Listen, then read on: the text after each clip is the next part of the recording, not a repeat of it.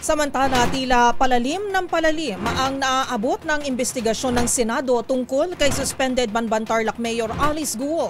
Ito'y matapos nilang matuklasan na ang baptismal certificates ng mga kapatid ng alkalde, peke rin pala.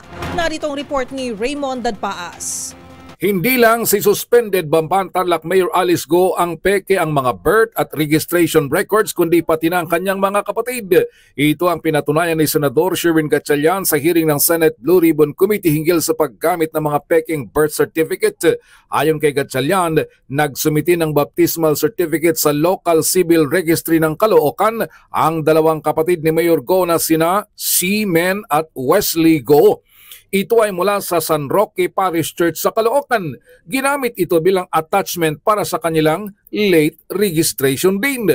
Pinuntahan ang tawa ng senador ang parokya at walang nakitang record sa parokya. Nagpadala din ng liham ang parochial vicar ng Caloocan ay si Father Leo Pipito at kinumpirmang wala silang nakitang baptismal record ni na Seaman at Wesley Guo. Paniwala ni Gatchalian, peke ang sinumiting baptismal certificate ng magkapatid, kaya't peke din ang kanilang late birth registration. Sa nasabing hearing, kinumpirma din ng Philippine Statistics Authority o PSA na may mga kaduda-dudang mga late birth registration sa mga probinsya, kasama na sa Davao Region.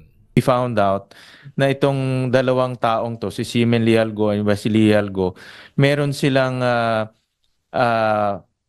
baptismal certificate coming from a church in Caloocan called Parokya ng San Roque. Ayan, i-flash na lang namin.